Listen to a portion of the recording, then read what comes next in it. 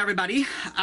Tonight we are learning Ilui Nishmat Avram ben Chaim Yehuda and Yecheskel ben Avraham. So tonight we're continuing in our series on Emunah, and tonight is the idea is to try to solidify some of the topics. Just make sure my other camera audio is off. Hold on one second, guys. Okay, so the idea of this this week, B'ezrat Hashem, is to try to solidify the concept of a greater picture is being painted over here, and we're just little pawns in the scene. The concept, the Matnas Chalkal brings us down that the concept of trust, of Emunah, is someone who's supposed to be like a baby in the hands of its mother. Like that contentness. There's like nothing else to worry about. There's nothing else to be bothered about. Everything is nice. Everything is smooth. Everything is great. However, says the Matnas Chalkal that the mother needs to like do certain things for the baby. You know, it has to bathe the baby. It has to feed the baby. It sometimes has to give the baby shots.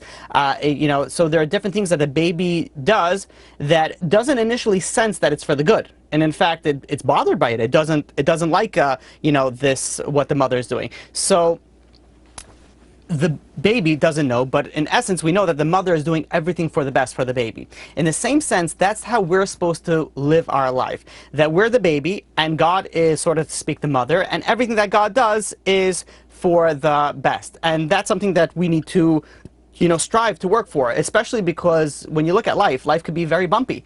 It's not always smooth sailing. So how is someone supposed to live in a contentness way of life that God is taking care of everything? There's a greater picture if there's a lot of things that are not so, you know, nice and dandy.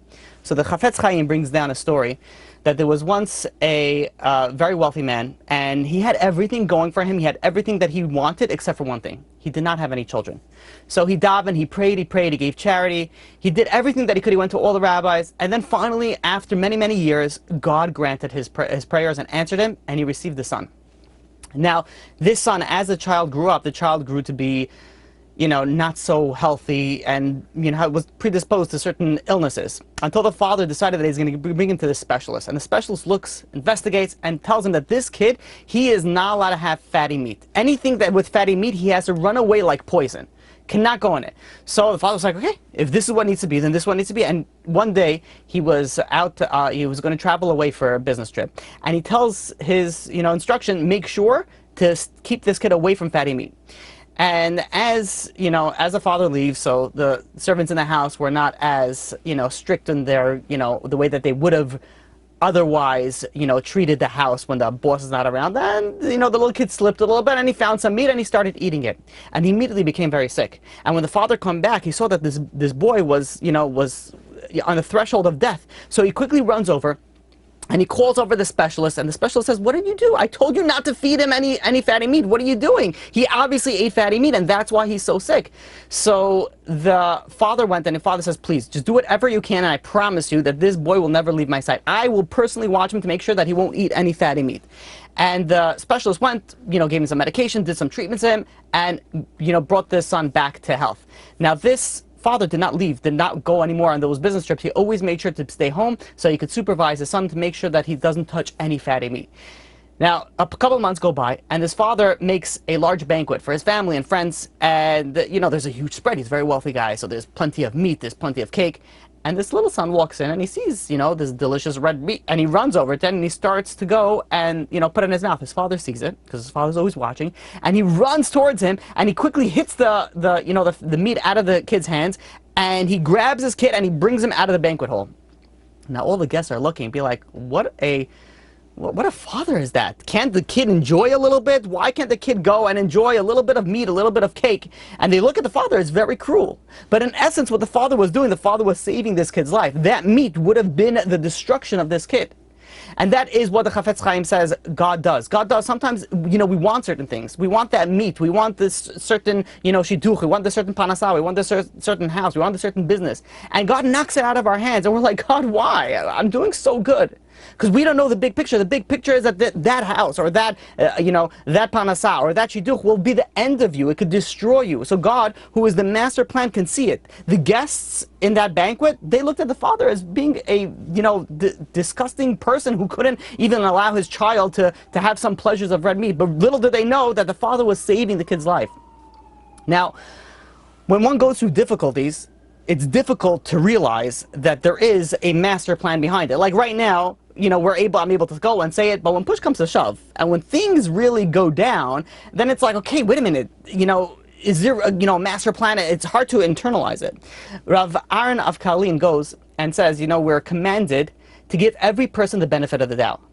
So then he asks us, how come some people sometimes are hesitant to give God the same benefit of the doubt? Just like when we go and we see someone doing that may look something that is incorrect, we're supposed to give that person the benefit of the doubt.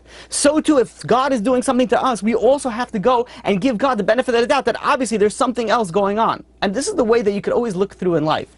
Now imagine a guy who goes and he decides he's going to go pray with a minyan.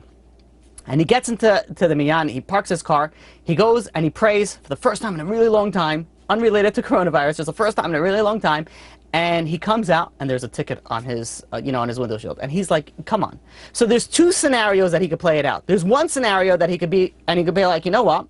Because I overcame my challenge and I went to pray with a minyan, now I was supposed to receive some sort of suffering, so God, in his infinite mercy, went and gave me this suffering through this ticket, and that's it. That's one way to look at it, meaning that the ticket was really a good thing for him. It actually helped him. There's another way of looking at it, and this is another way that people look at life. Be like, really, God? Are you serious? Like, I finally go and do what you ask, I pray with a minyan, and now this is how you're going to go and you're going to treat me? You're going to go and you're going to give me a ticket? Same scenario, two different mindsets on how a person's supposed to go. And Rabbi Clint goes says, you have to give God the benefit of the doubt, just like you give everybody else. So to you, if something, God forbid, happens, whether you're doing something right, whether you're doing something wrong, there is a master plan behind it. There is a reason. And even especially because we don't know the alternative. Oh, how important that line is. You never know the alternative.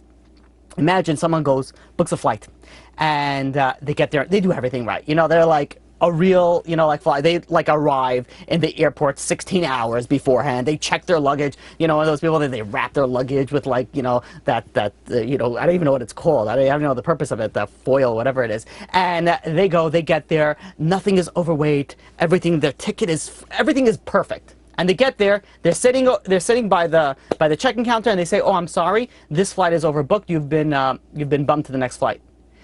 And you're like, are you kidding me? I've done everything right. I came early, I purchased a ticket, everything was correct. And then what happens? You're sitting over there waiting another 3-4 hours for the next flight. This flight takes off. And then what, all of a sudden, if something happens, God forbid there's some sort of engine trouble. And this plane ends up, God forbid, crashing into the sea with no survivors. Would you still be angry that you missed that flight? Or you'd be like, no, I don't know what happened. I came over here and I almost got saved. The whole details and be like, oh, look how great God is. So this is the question that I ask. So are you only going to be happy if 300 people die on the plane and then you could see that God has a master plan? What happens if 300 people didn't die on the plane? The plane landed early. It went even better. It was unbelievable. Everybody in the plane got like free gold, whatever it is. Then it's not for the best because it's only when you can see the best. So we have to go and live our life in a certain way that, number one, we don't know the alternative. We don't know what could have happened if there was another scenario that would have played out in our, situation that we're dealing with. But even more so, that whether it looked like it was good and whether it would look like it was bad, which is really the concept of what we're going to be discussing tonight, there is a bigger picture in this world of a story that we're living in our life. Now, Rabbi Victor Miller goes and brings down there was once a very wealthy Jew. He was in the clothing business, and he used to work around the clock. He had a factory, and he would get to the factory early, leave very late. When he had to go and pray with the minyan, he would have to go, catch the earliest one and leave a little bit early so he can make it. It just wasn't so spiritual, his business. Unfortunately, he was an honest guy, very well-meaning, but the business took over his life. And one day, he makes a very, very large investment. He puts a few $1 million, all his money he puts into this investment. He was going to buy raw materials. And these raw materials are, if this would have went through, it would have made him extremely wealthy. And because he put so much money into it, he took out a very large insurance policy on it. and he puts it all in his factory, in his warehouse, and he leaves. That night, there is some little fire that happens in the factory, and there, for some reason, whatever caught on fire gave off tremendous amount of smoke, very, very black smoke, which ended up ruining all the fabrics that he purchased, all those raw materials that he purchased for his big business deal. So he gets into the fire department comes, takes out the fire, everything is good, everybody's safe, no one's hurt. He calls, he submits the claim to the insurance company, and the insurance company, they send down, the person to come down to investigate. The guy investigates, says, listen, he says, your insurance policy, it only covers fire damage. Over here, there's smoke damage. We don't cover smoke damage. He's like, what are you kidding me? What's the difference? It's smoke, it's a fire. He was starting to go. He's like, you gotta be kidding me. He's like, this is this is all my life's work right here. And he calls up his lawyer. He says, you gotta help me out here. The lawyer comes, starts investigating, looks up all the agreements, and he says, there's nothing I could tell you, but you have no money left. This is, they're right. They don't have to pay you anything. Only thing I can tell you is declare bankruptcy. And he's like, what? And he's like, look, you could go and you could fight it. You could try to, but it's going to cost you a tremendous amount in bills, whether it's from the lawyers or from anything else. And furthermore, most likely you're not going to win. My recommendation: declare bankruptcy and move on. So not having anything else to do, he declared bankruptcy and he moved on in his life. However, the next day, after he declared bankruptcy, he finished all the paperwork. He had a little small pension that he was able to live off. Now what he was going to do, he woke up, he's used to waking up early and go to sleep really late. So he woke up early, he went to pray in the same minyan that he always goes to pray. But this time, why was he rushing out? So he decided he's going to stay. And he stayed and he opened up a Gemara, he opened up a Chumash, and he started learning. And he saw that he started enjoying the learning. He started advancing in his studies. And as he started advancing in his learning, the relationship with his wife started getting a little bit better. He had more time to spend with her. And a year goes by. And a year after the fire, this man, who's once very, very wealthy, made a Sudat Hodaya. He made a sort of a party of thanking God. For what? For going and destroying the business. And he went and recited Nishmas at that party. And he said, thank you, God, for shutting down my factory. Because now I discovered Torah, I discovered Tefillah, and I discovered how to get along with other people. When we look at the way that he just looked at it, and in fact there's a different story very similar to this by a person by the name of Rabbi Moshe. Rabbi Moshe was very wealthy and he was extremely charitable, gave a lot of money to charity, and then one day he went totally bankrupt. And the friends couldn't grasp it. Be like, what? This guy, he is such a righteous guy. He's so honest. So always gives so much charity. Why did he go? And why is he that he went bankrupt? And they went to Reb Chaim Volozhiner. And they said, what's going on over here? And Reb Chaim didn't answer anything. This Reb Moshe went, he had, again, free time. Instead of surfing the internet, what he did was he went into Bet Midrash and he started learning. And he discovered that he had a knack for it. He had a very good head. And he discovered that he loved it. And he started learning more and more and more. And this person, this Reb Moshe, later became the Reb Moshe Soloveitchik, which means he was none other than the head of the prestigious dynasty of Brisk. You go and you would ask him, not in the next world, you ask him in this world. So was it good that you lost the money, or was it not good that you lost the money? I can guarantee you he said it was a blessing that I lost the money. It was a blessing. And in fact, Reb Chaim Volozhiner goes and says that he says that even though he gave so much tzedakah, this Reb Moshe did not have yet the merit to become such a great Talmid Chacham, a great tzaddik, only until he lost his wealth, and then through that he was able to grow through the Torah. That gave him the merit that would be able to go achieve what he achieved. In life, sometimes we can see the big picture. And sometimes we don't see the big picture. Sometimes the big picture is not even for this world. Sometimes the big picture is for the next world. Sometimes we suffer, and we don't even see why we suffered. And only later in the next world, after 120, we realize that it was for our benefit, for our soul, not even for our body. I want to share with you something so amazing. No, it's not even, it's crazy. It's unbelievable. You just, whatever, stick with it. It's really, really amazing. It's something from Rabbi Matisyahu Salomon. He goes and he asks like this. He says, when you look at the Torah, the amount of ink that the Torah puts on a certain story or a certain, lesson, the more ink, the more that we can learn from it. Meaning that the more the Torah expands about it, the more lessons, more vital lesson it holds for us. So we look at the Torah in general. You look at the 5 books of Moses. What is the majority of the ink that is used in the 5 books of Moses? It's used on Moshe Rabbeinu. You go through the Yetziat Mitzrayim, the Exodus. You go to the Har Sinai, giving of the Torah. You give to the 40 years of the desert. It covers roughly 4 out of the 5 books. Let's go to the first book, to the book of Genesis. it begins with the creation of the world, it goes through the flood, and then it goes through the avot, the patriarchs and the matriarchs. And those, says Rabbi Salman, are not so much. They're given space, but not a lot. What's given one of the most spaces in the Sefer Bereshit? The story of Yosef, the story of Joseph. And you think about it, why is it covering so much? Says Rabbi Salman, because of this experience that Yosef went through is an experience throughout that the Jewish people could learn throughout the entire history. And furthermore, when the Avot went and they went through their lives, they were individuals. But when Yaakov Avinu had the 12 tribes, all of a sudden that became a group, that became a small nation, that there was the nucleus, literally, of the nation. So there's a lot more to learn over here. And he's... Listen to how it goes, it explains it. And I just want to, for people that have been listening to our classes for quite some time, we've spoken to Yosef extensively in different scenarios. And every time we try to learn something else. So listen how fascinating, and listen how many lessons you can learn from Yosef. The Mishnah, the Gemara in Brachot, page 54a, on the top, the Mishnah goes and says, a person is required to bless God on the bad, just like Kishem, just like he blesses him for the good.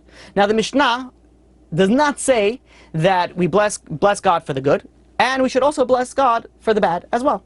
No, it says just like Kishem, just like, this word Kishem means equally. Just like you bless God for the good, equally you bless God for the bad.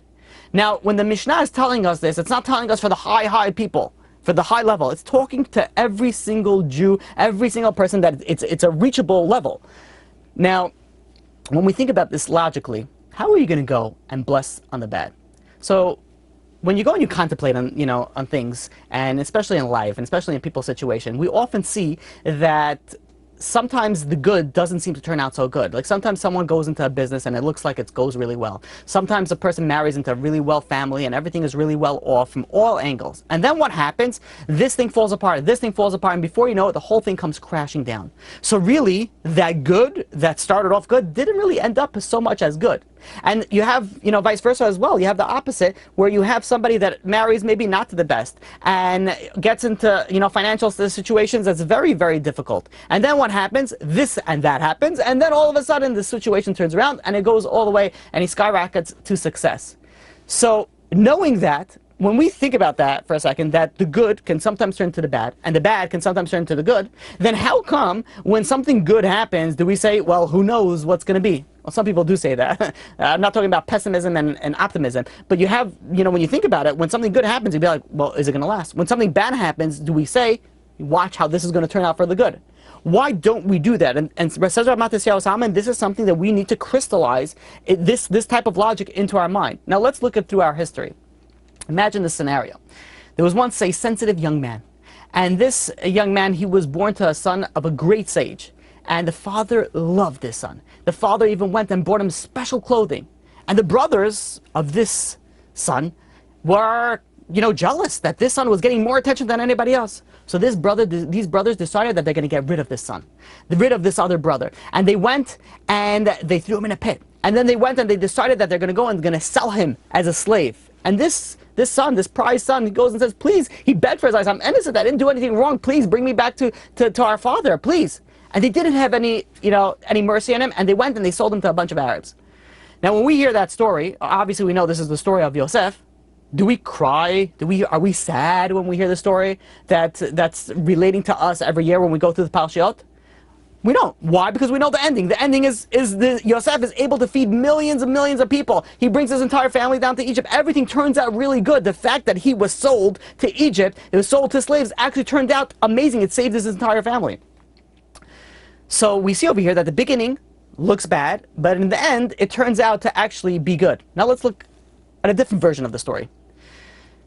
Years go by, and all of a sudden, this old sage gets reunited with his long-lost son. After being separated for 22 years, he's separated from his son. He's grieving for his lost son, and finally he reunites. But his son is not just a regular, Joe whatever, Shmo. The son has risen to the highest level of power, has tremendous amount of wealth, and he brings his father with the royal chariots with great honor. His whole family comes down. It's a heartwarming story. It's really nice. It's beautiful. It shed a little tear of happiness. But was that really a good story? What happened for that? When Yaakov went down to Egypt, And he brought his entire family. We know that's where the exile began. A terrible exile where many, many Jews died. Many Jews were in slavery. All the Jews, except for Shevet Levi, were in slavery for so many years. So we see over here the fact that it looks so great. Yosef is bringing down his father. He's bringing down his brothers. It looked amazing. It looked unbelievable. That really turned out to be bad. And Yosef being sold, which was bad, ended up being turned out to good because he was able to save millions of people. In fact, he was able to save the entire world from famine. So what are we supposed to do? How are we supposed to live our life? We see the good is the bad, and the bad is good. Says Ramat Solomon, what does the Gemara say? A person is required to go and bless on the bad just like they go and they bless on the good. We have to realize that we have to have faith in God's guiding hand. God has a master plan and God's overseeing the entire plan. Now, when we go back to the story of Yosef, how did Yosef cope with the situation? You know, he was the one who dealt with it. Now we see the big picture. And we're looking at it from a bird's eye view. We see the whole thing, so it looks good, looks bad. We are able to pinpoint all the information. But when you're in the situation, how did Yosef go and cope with the situation? So we see that, you know, when Yosef pleaded with his brothers, he says, please, you know, bring me back. But what happened once the deed was done? Once he was sold and once he was done? You don't hear not another word of protest from Yosef. And in fact, he had a smile. He was happy. He had a good disposition. How do we know that he was happy with the situation? So we know the very famous, you know, part of the story, that Yosef was being sold, and he actually sold to a bunch of Arabs, and the Arabs were selling spices, good-smelling things. Arabs usually dealt with petroleum, with things that smelled really bad.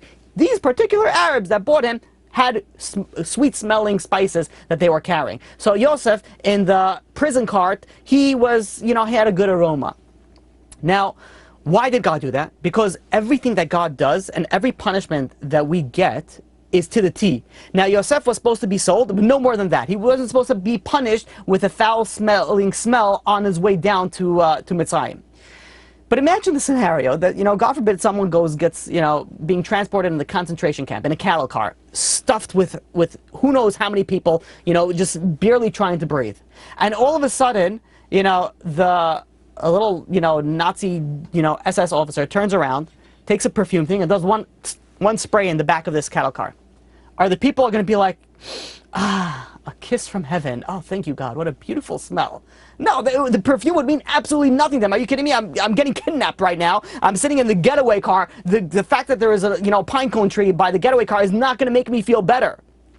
The fact that there's a sweet-smelling cattle car driving me to the concentration camp is not going to make me feel any better. So how is it that Yosef, it made him feel better? But we see something here, the fact that it did make him feel better, meaning that the only way that you would be able to go and smell it and appreciate that little thing was that Yosef had to be in a sort of a serene state of mind. He had to be calm. If he was agitated, if he was nervous, if he was upset or angry, the sweet smelling he wouldn't have felt that. He wouldn't have noticed anything. And in fact, when you're in a bad mood, you don't notice the beauty around you. When you're in a good mood, all of a sudden you start noticing more of the beauty around you. So Yosef, if Yosef smelled that perfume, that smell, it must be that he was in a calm state of mind to be able to smell that.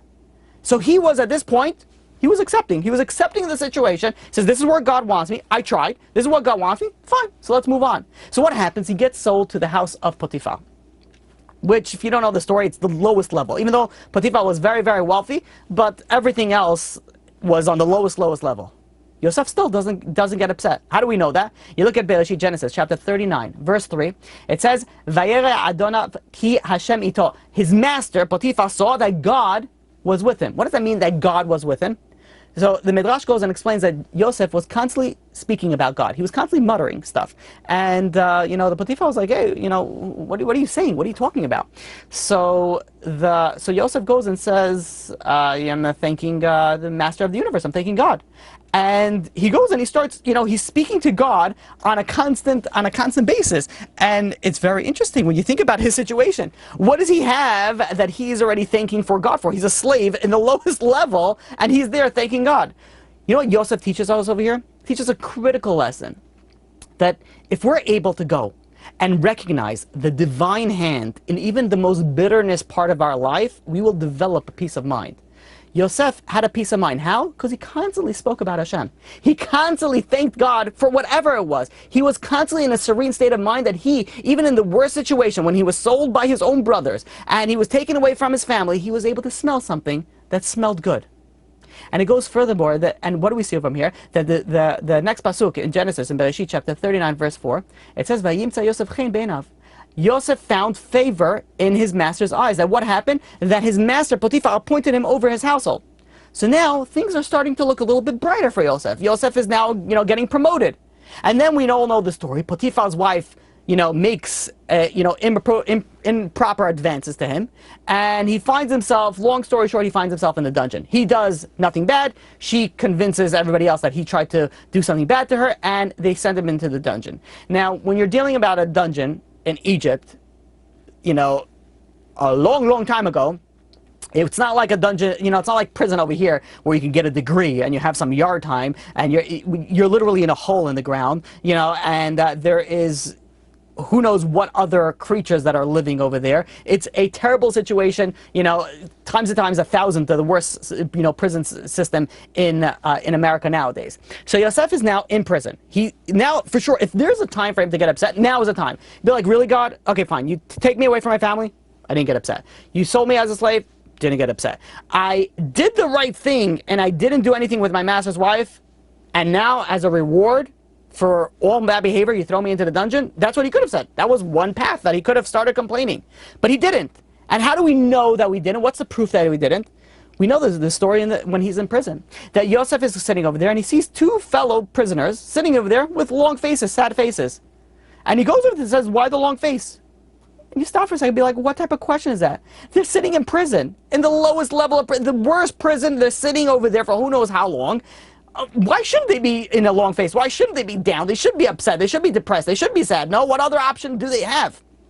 But we see over here, it says, we see over here two things. Number one, that Yosef, we see from this scenario, this little story, that Yosef was not depressed. How do we know that he was not depressed?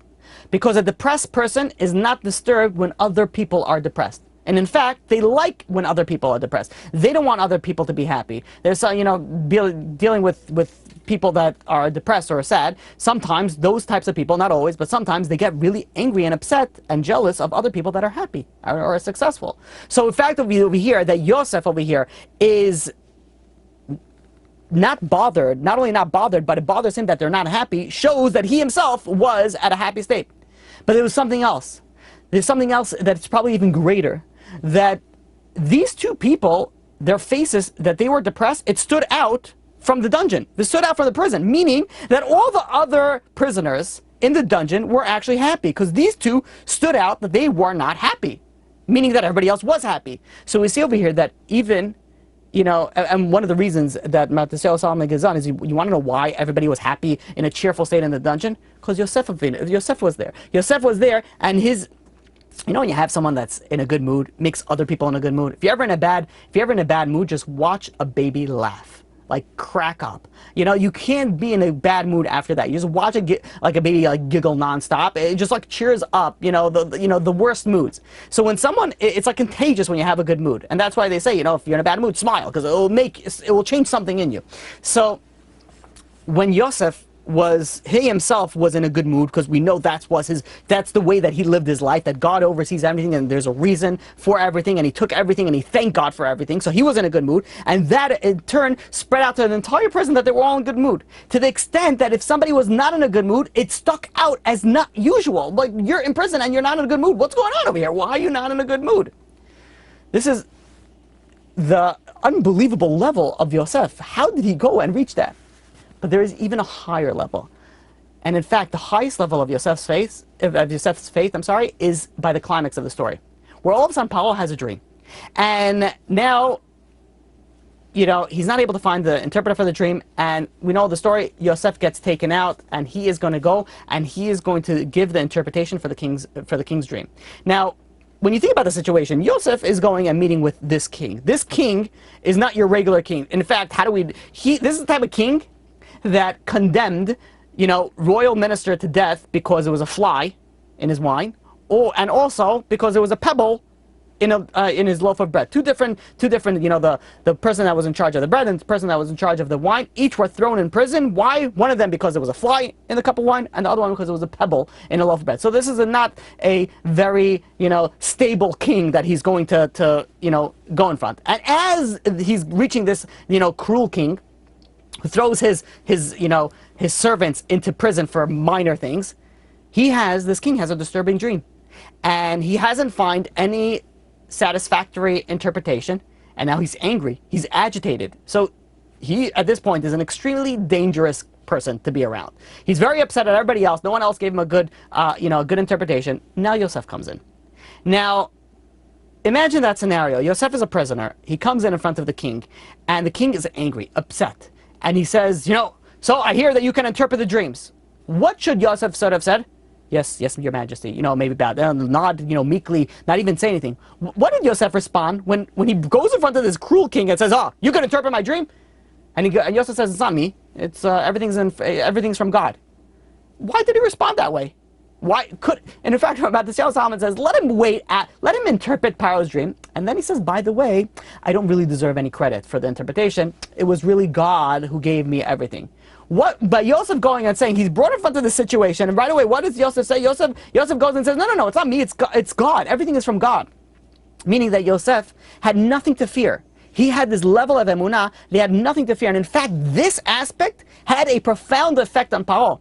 We see in Genesis chapter 41, verse 39, it says, what does Paro tell him? It says, since God has informed you of this, there is no one as intelligent and wise as you. Now I want to share with you something there that Solomon says, and says something so fascinating. What would have happened if Yosef would have waited until after successfully interpreting the dream, and then say, oh, by the way, it's God's involvement, it has nothing to do with me. Says Solomon, it is unlikely that that it would have made such an impression on Paro that would have won him over and said, you're so smart, let me put you in charge. Let me put you, because it says over there, what does it say? The Pasuk says that, because God informed you, there's no one intelligent as wise as you. Meaning that because God was in connection with you, meaning that because Yosef stood up and says, no, it's not me, it's God, that impressed Paro. And that Paro says, oh, really? Okay, you're so, you have nothing to fear. I want you leading this, this situation of a famine that we're dealing with over here. Says Rabbi Solomon, why the Torah devotes so much ink, so much word, so much in this story of Yosef? Because this is a story of our exile. Things are not always the way that they are intended to be, or the way that they appear to be. There are so many things that are working behind of it. What we need to do is to live life like Yosef lived his life. That no matter what came our way, and again, we're not asking for bad. May God give us only good. But no matter what happens, we live our life with this contentment, this fearlessness that God is overseeing everything. And you take the story a little bit further, Yosef, where did the salvation come for the brothers? The brothers came, the Shvatim came to Yosef. They didn't know that it was Yosef yet. And they came and they said, we want to go and we want to buy some food. Yosef said, no, you're a bunch of spies. And Yosef goes and tells them, you need to bring Binyamin. So they go back to Yaakov, and says, we need to bring Binyamin. And says, Binyamin, I can't. I lost Yosef, his brother. I need to keep Binyamin. I can't lose him as well. And the brothers, Yehuda, stepped up and said, listen, it's on my head. I'm going to bring Binyamin. And when they brought Binyamin in, they went and, we don't get to the whole story with the cup over there. Long story short, Yosef, which they didn't know was Yosef yet, came and told the brothers, I want to keep Binyamin in prison now because he stole the cup. So what the brothers at that point in time, Yehuda, they were ready to fight. And they were a fight, it wasn't an arm wrestle, right? It was a fight to the death of what's going on over here. And we see over here, this is where the difficulty was. This is where Yehuda, the brothers, they thought at this point in time, that's it, the game is over. We have to fight, that there's nothing else that we could do. And what happened from their troubles, that's where their salvation came. From their source of their troubles, which was Yosef, that's where the salvation came. All of a sudden, their brothers were about to fight. All of a sudden, Yosef says, Ani Yosef. I am Yosef, is my father still alive? Meaning that sometimes we see that all the bad, our essence of all the troubles that we go through our life, that could sometimes be the best good that can possibly come out of it. But the story is not over. We're going to fast forward around 1500 years after the story of Yosef. And we know there is the story of Asara Harugei Malchut. This is the 10 martyrs that we had, the 10 righteous sages that died al Kiddush Hashem. The two of the first ones were Rabbi Shimon and Rabbi Shmuel. And they were brought in front of the Romans, and each sage begged that they should be the ones to be killed first, so that they shouldn't witness their distinguished, esteemed colleague go and being murdered brutally. So the Romans, they sadistically went and they cast some sort of lots, and Rabbi Shimon was one to be murdered first. And as they murdered Rabbi Shimon, Rabbi Shmuel was crying the loss of his close friend. And this, all of a sudden, the executioner, one of the prince's daughters stops the executioner and says, wait a minute. She looked at the Rabbi Shmuel. Rabbi Shmuel was extremely beautiful. And she goes and she says, no. I want to go and I keep this man alive. She, fancied him. She saw that he was so beautiful and she wanted him for herself. And the leader over there said, no, we can't do that. And he goes to his daughter and he says, listen, but I'll tell you what we'll do. He says, we'll peel off his skin, and you could have of his face, so you could still see his beauty. Put him on some sort of mantle, and you could still see the beauty. And we know the story that they went and they peeled off his skin, and when he got to the place of the tefillin, he let out a cry, and he passed away. Now the angel saw this. These are two righteous sages that just died by the hands of the Romans.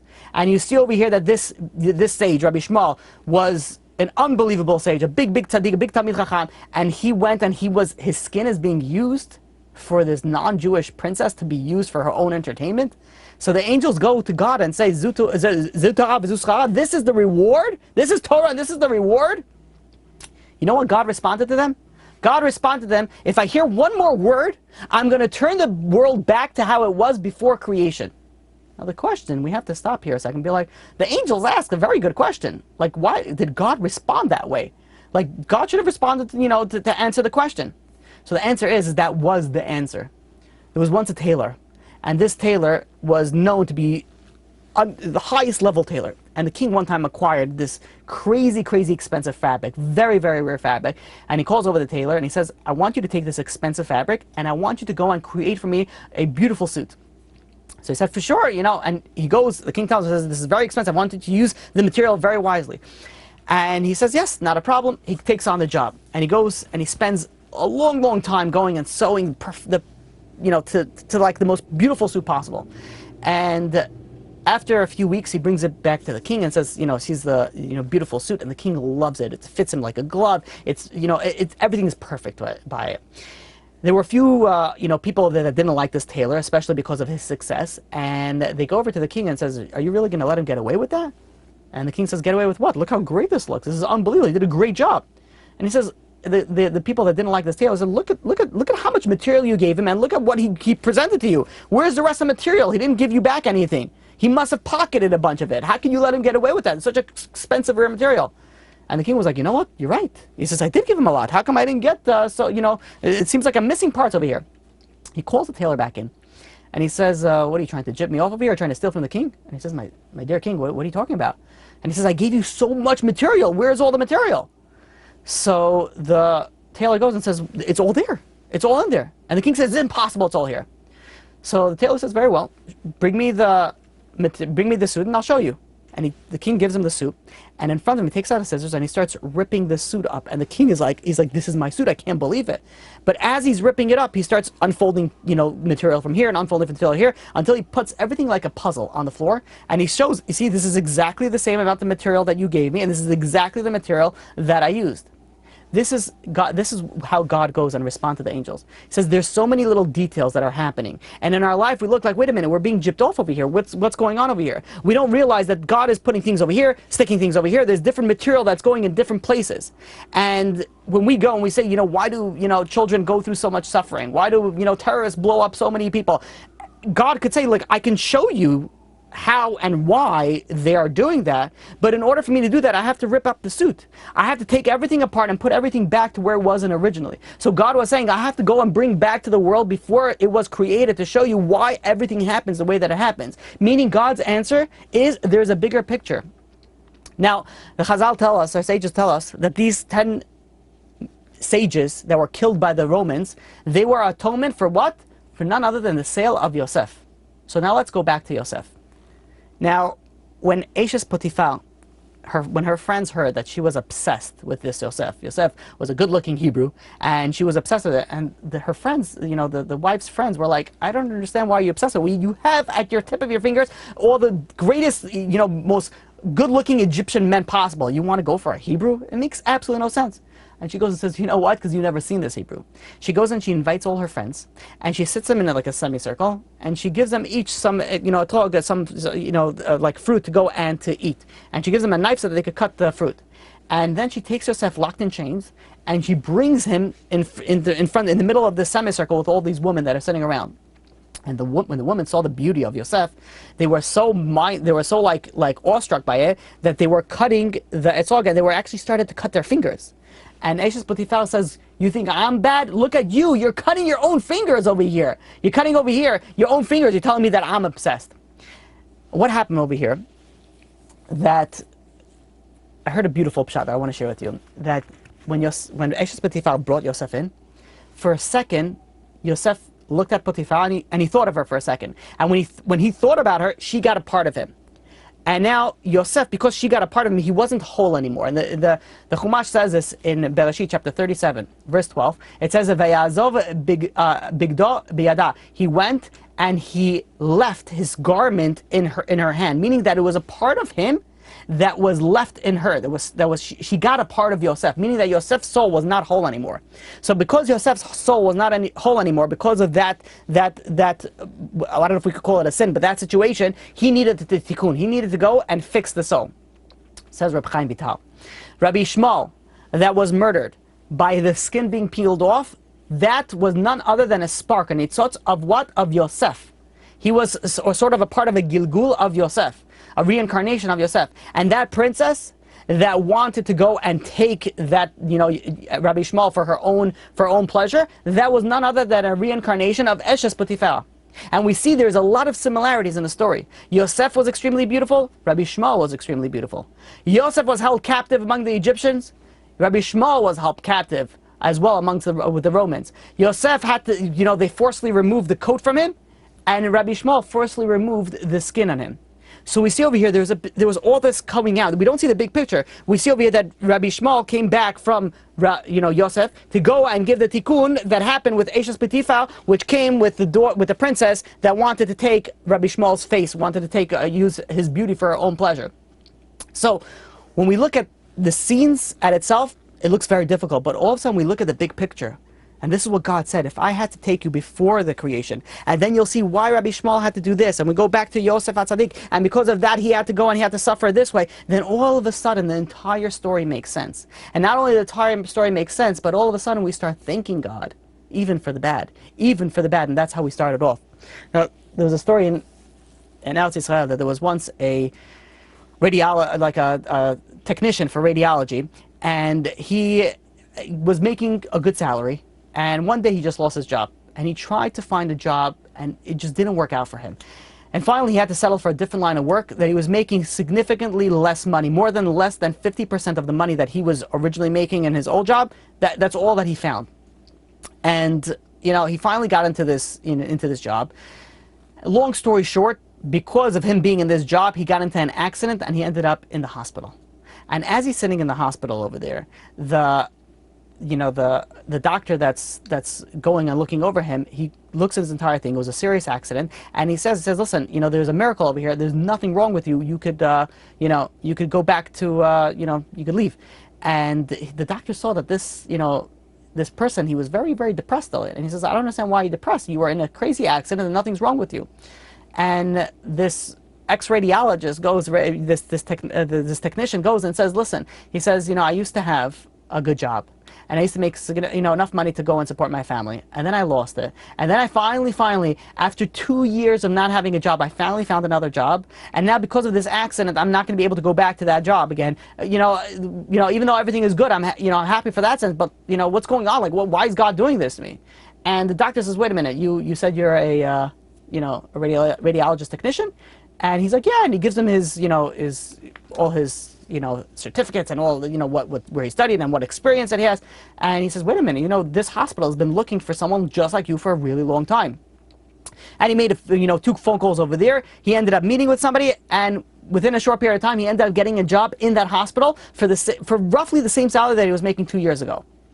So we could go and see the story, then we can ask a question. Be like, okay, so we see over here he had a job, he was making good money, then He lost his job for 2 years. He didn't have anything. Then he got another job making less than 50%. Then he got into an accident, and then he got another job again back to where he was making, the same amount that he was making earlier. So you could ask, why did he have to lose his job in the first place? Like, just keep him in the first job. So there's something that is so important, and I want to share with you something from Rabbi David Asher, that when a person goes and experiences a hardship, and afterwards something good comes out of it, and it appears that the hardship was necessary to produce that positive outcome, that person will say, I'd rather, something very, very famous, I'd rather not have the hardship and not have the good. Many times we go through hardships and then we have something good that comes out. So we say, don't give me this and don't give me that. I don't want any of the troubles. But the answer is that it's not only like that, that if someone goes through a hardship, every bit of pain that was necessary that person had to go through in their life. The fact that good comes out of it, the fact that, no, there's always good, the fact that we see the good comes out of it, that is a kindness of God. That is a kindness of God, but meaning that when you have to go through something, whatever it is, you have to go through it. The fact that you're able to see the good out of it, that's complete chesed Hashem, chesed from God. Rav Fishel Schachter once told a story that there was a man from England who flew to America for a one-day business trip. And when he landed in America, suddenly he experienced some chest pains. And when he had this, chest pains, he obviously ran to the hospital. They hospitalized him, and he was there for quite for I don't know, maybe a day or two. And they discharged him after a short period of time. But because he was from England, he didn't have insurance, so they gave him a $20,000 bill. And he goes to the rabbi and says, Rabbi, I don't understand. He says, couldn't God make it that I get the chest pains in England where I live and I have insurance, so I didn't have to pay the $20,000 in medical bills? So the rabbi says, you don't understand. He says, it was decreed for you that you would have to pay $20,000 in medical bills. And if you would have been in England while you would have, then you know how long you would have had, because you had insurance, you know how long you would have had to stay in the hospital to cover $20,000 of medical bill expenses? It would have had to stay a significant amount of time. So what did God do? God in His infinite mercy went and He brought you to America, made you spend a few short days in the hospital, and from that you got the same tikkun that you needed to that $20,000 bill. That $20,000 bill was going to come out anyways. The question was it going to be in England for a few months or a few days in America? There's always two ways to look at life. There's always two ways to look at stories. The Gemara in Tanit, page 23b, tells an unbelievable story. Rabbi Yitzchak ben Eliashiv goes, and he was known that his prayers were extremely powerful. One of his students comes over to him and he says, he had wealthy relatives and they were making his life miserable. So Rabbi Yitzchak went and he prayed. He says, let those relatives become poor. And what happened? Those relatives became poor. And then time passed and the man came back to the rabbi and he said, ever since my relatives became poor, he says, now they need my assistance, they need my help every single day. I can't stand it anymore. So Rabbi Yitzchak prayed, and they regained their wealth. A short while later, the same person comes back and he says, my wife is not appealing to me. She's ugly. She's not good looking. So Rabbi Yitzchak goes and says, what's her name? And says her name was Chana. So Rabbi Yitzchak went and she davened and he says, may Chana become beautiful. And she did. She became beautiful. A short while later, this guy comes back and tells Rabbi, I can't handle it anymore. He says, because my wife is so pretty, she goes and she thinks that she's God's gift to the world, and now I don't have shalom bayit, she's very arrogant. So the rabbi goes and says, let her be unattractive again. Now when the other students heard about the power of the prayer of this rabbi, they went over to the rabbi and says, Rabbi, can you pray for us also? And they wanted to become, whatever they wanted. They wanted to, become a genius. So the rabbi says, I accepted upon myself that I'm not going to pray like that anymore. I'm not going to bother my Creator to change the course of nature for me. Now, the Sefer of Kitzes Hashem's B'Buvasa goes and says, what is this referring to over here? It's referring to that all of a sudden Rabbi Yitzchak over here, he saw that his salvation, what he thought was salvation, was not a salvation at all. In fact, it was the opposite. What he thought he was helping, really he wasn't. Now the lesson from here is not that you shouldn't pray. Of course you should pray, and you should pray for whatever it is that you want. But the lesson here is that if God did something for you, there is a reason why God did it. There's a reason why God put it in a certain scenario. There was once a person that had a daughter that when she reached marriageable age, they found out that she would never be able to have any children. So they went to Eretz Yisrael and they went to Rabbi Eliashiv. And they said, what are we supposed to, like, this is a halakha question. How is she supposed to go and who is she supposed to marry? She can't have any children. So the rabbi gave her a blessing that she should get married, and they left. A few months go by, and all of a sudden, a different person comes to Rabbi Eliashiv and says, listen, they have a son who is unfortunately unable to ever have children. So the rabbi says, one second, he goes and he contacts the first family, and he says, I have a shidduch for you. And they went out, the first family with the girl that couldn't have any children, and the second family with the boy that couldn't have any children. They went out and they ended up getting married. The interesting part is that these two people that both came to Rabbi Elyashiv months apart, they actually sit next to each other in the same synagogue, in the same shul. They both had the same weight on their shoulders. They both had this difficulty, and what happened? That God made them go all the way to Israel to see some great rabbi who went, and then he connected both of them. Now, there's a few lessons that you can learn from this story. First of all, this particular rabbi saw thousands upon thousands of people between these two. The fact that he remembered that, wait a minute, there was somebody from America that also couldn't have any children, that's unbelievable. There's another fact, that the amazing lesson, that these two people sat right next to each other in the shul, not realizing that they both have the same burden. They both have to deal with the same situations. Many times we go and we live life, be like, oh, look how great their life is. And you don't know, they could be saying the same thing for you. Look how great their life is. And little do you know that many times you're both suffering from the same exact, problem. We need to learn is that God is pulling the strings over here. God is pulling the strings that we don't even see it. And Rabbi David Asher also brings down a story from Rabbi Chaim Shapiro that there was a doctor and his wife, and the name of Dr. and Mrs. Joseph Rosenblatt. They were residents in Florida. And this Dr. Rosenblatt was an oncologist. And he, one day his wife, Mrs. Rosenblatt, was driving on the highway, and she noticed a car that had a for sale sign, driving next to her. And it was an old beat-up car, and she decided that she's going to go and call the number. And when she was telling this story over to Rabbi Shapiro, she said, I don't know why I called. I don't need a car. Both me and my husband have brand new cars. We have no need whatsoever for an old car, and I don't know why, but I decided to call this number. She calls this number, and this young man answers the phone. And she goes and she says, I saw that you had an advertisement for your car. And she goes, may I ask you, why are you selling your car? So he says, that him and his wife got married a few years ago, and she was diagnosed with a severe illness. And the only doctor that could treat her is a person by the name of Dr. Joseph Rosenblatt. And unfortunately, they don't have any insurance. So what they were going to do is they're going to sell the car so that they're able to go and pay for the insurance. And she's listening to him tell her, and she's like, Dr. Joseph Rosenblatt, you said? And he's like, yeah. And she's like, I want you to stop what you're doing right now. I want you to go to this and this hospital. Dr. Joseph Rosenblatt is my husband. He's going to see you at no cost, at no charge. And he went, and this Dr. Rosenblatt was able to help save that young woman's life. So look how God just pulls the string. She herself says, I have no idea why I went and I called this number. I don't know why. There's no reason for me to go and find out about that. But for some reason, God put it into my mind that I should call this. And not only that what happened, they were driving on the highway, and there's so many facts in this story. It's unbelievable how you see God's hand in everything. Now, I want to share with you one final story.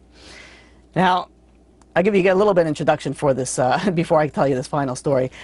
So, this is a story that when I was preparing this class, I knew this story, and I wanted to put it in over here, and I wanted to to verify a few of the details first. I wanted to find out, where it was. And this is a story that, I've heard before, and I wrote it down. I have different loose leaves, for example, just to show you how important. I always say that people should go and write their notes. So I have here a loose leaf for my parsha notes, and I knew that the story is in here somewhere.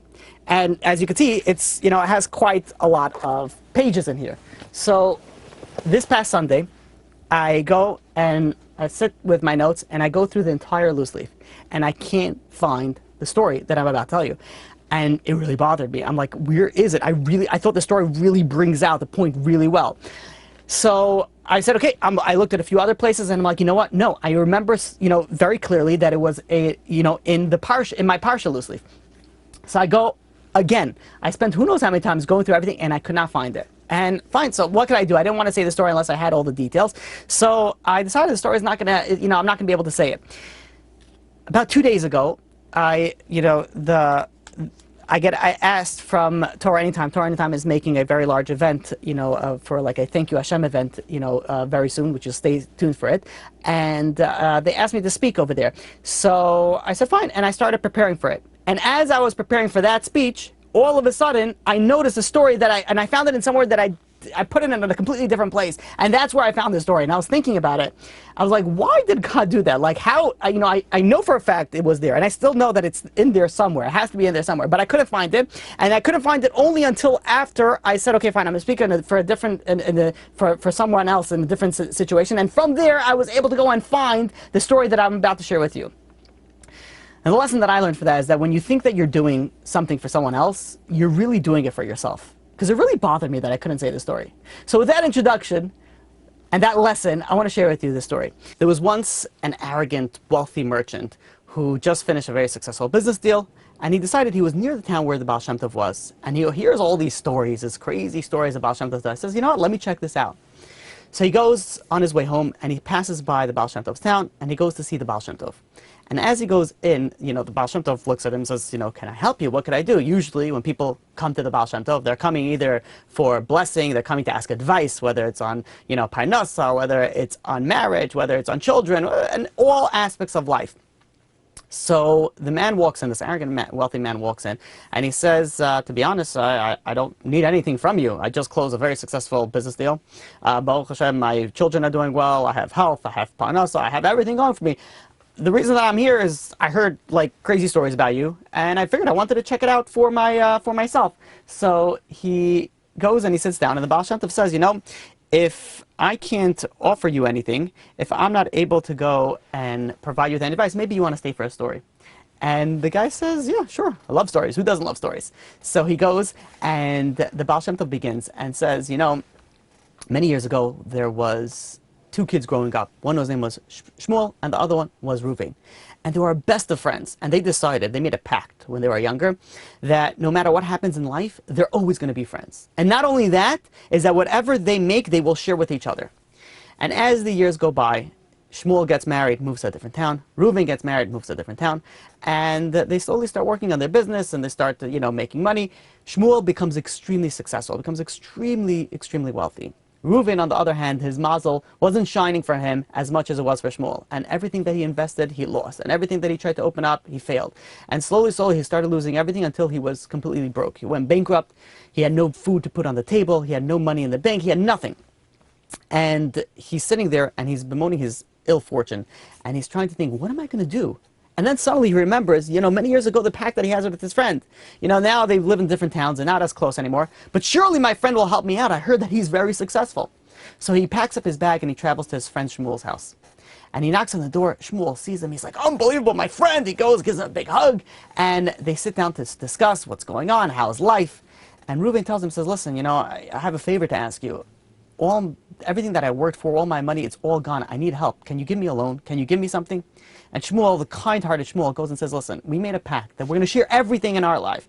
So I decided that I'm going to share it. And he takes his checkbook out, and he writes a check for half his wealth. He says, Reuven, it's yours. My word, I put it into the bank. You could take whatever you want. Here's half of my fortune. Reuven looks at it, he's like, unbelievable, half of his fortune. He's wealthy now. He takes the money, he thanks his friend, and he goes home and he starts investing in the money that he got, and he starts building a business, and he becomes extremely successful. As time goes by, the wheel of fortune turns around, and now Reuven becomes extremely successful, and unfortunately Shmuel, the kind-hearted Shmuel, loses all that he has. And he's sitting over there, and he's speaking to his accountant. His accountant says, listen, there's nothing that I can do for you. Everything is gone. Everything is done.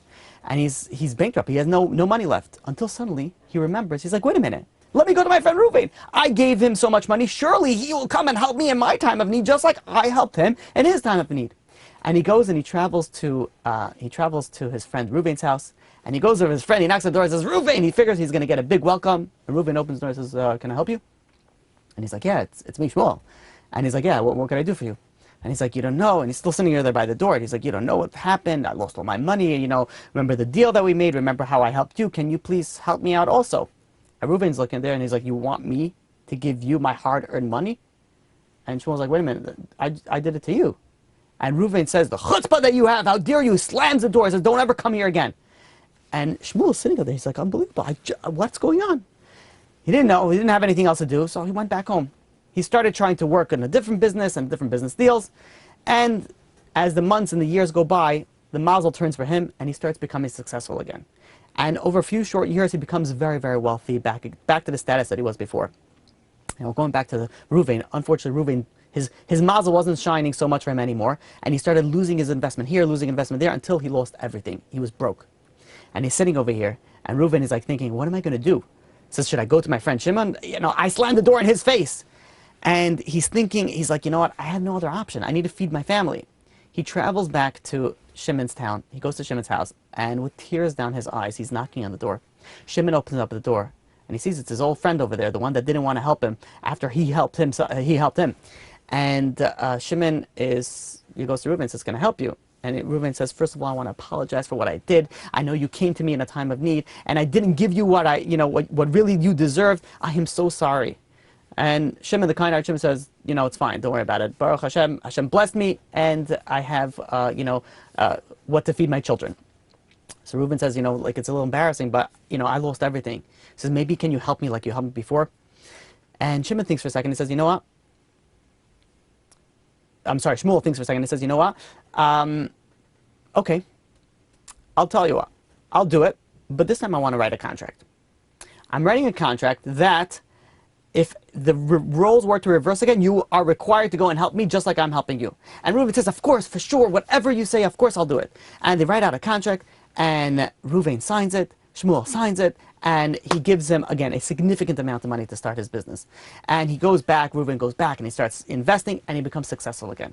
Meanwhile, the roles turn again, and Shmuel, unfortunately, lost all his money, and now he has a document. He says, you know what?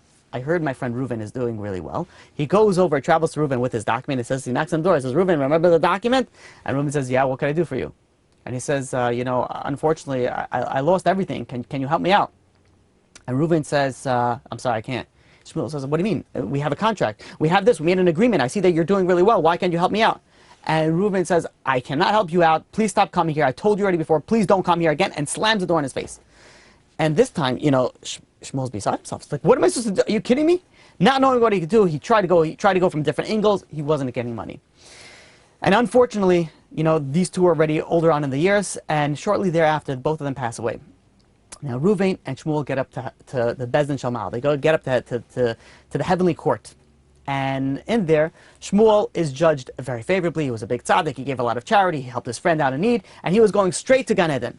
However, his friend Reuven, they look at him and say, wow, look at what you've done. He says, your friend helped you so many times, you couldn't help him. And he's like, oh, I'm so sorry. I don't know what I did. It's not right of me. I'm sorry.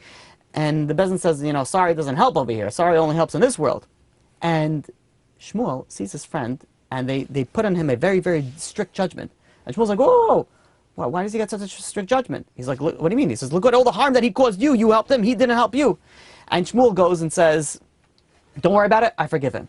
And the Bezdin says, that's very nice that you forgive him, but again, we're in this world. Oh, you can only forgive him downstairs. And Shmuel says, please, let's try to work something out. I still love him. Even though he caused me problems and he caused me harm, I still love him. He's my friend. I don't want him to suffer. What can we do? So the Bezdin was like, wow, that's unbelievable. The heavenly court was like, this, something unprecedented. So they were thinking what they're going to do, and they decided that there's one option that they have. They said what they could do is they could send both of you guys back down to this world. And this time we'll replay the scene similarly, and we'll see if Reuven goes and gives the money now to Shmuel, then everything is going to go good. If not, then there's nothing that we could do. So Shmuel thinks for a second and says, you know what? It's worth it. I'd rather go back down to this world, suffer the problems that I'll have to suffer in this world, so that my friend doesn't have to suffer in the next world. And they send both these people down to this world. Now, Reuven was sent down to become very successful. He was very successful, had a lot of money, had a little bit of arrogance, and that's the way that he left this world. And Shmuel, on the other hand, was sent down this world in a fashion that he didn't have so much money. And the goal, the main purpose of both of their lives is one day they will meet. And one day, Shmuel is going to ask Reuven for money. And the test of life for Reuven, and the purpose for Shmuel, is if Reuven will go and give money now to Shmuel. So, the day finally comes. Shmuel is a poor person. He's walking through town, and he sees this wealthy, big, beautiful house. He goes and he knocks on the door, and he says, please, can you help me? Reuven opens up, and he says, please, can you help me? He goes and he says, I have nothing. I haven't eaten in days. I need something. I need some food. Please, please help me. And Reuven looks at him, and he says, you want to work for my hard-earned money? He says, how dare you come over here? You dirty up my place. And he goes and he slams the door. And this beggar, which was Shmuel, was sitting over there. He had no money, no nothing, and he had nothing else to do, so he started walking. Shortly thereafter, word came out that this beggar passed away from starvation. This is the Baal Shem Tov saying the story. All of a sudden, this wealthy merchant, this arrogant merchant, all of a sudden faints on the spot. The students of Baal Shem Tov come, they resuscitate him. He comes back to life, and he's white as a ghost.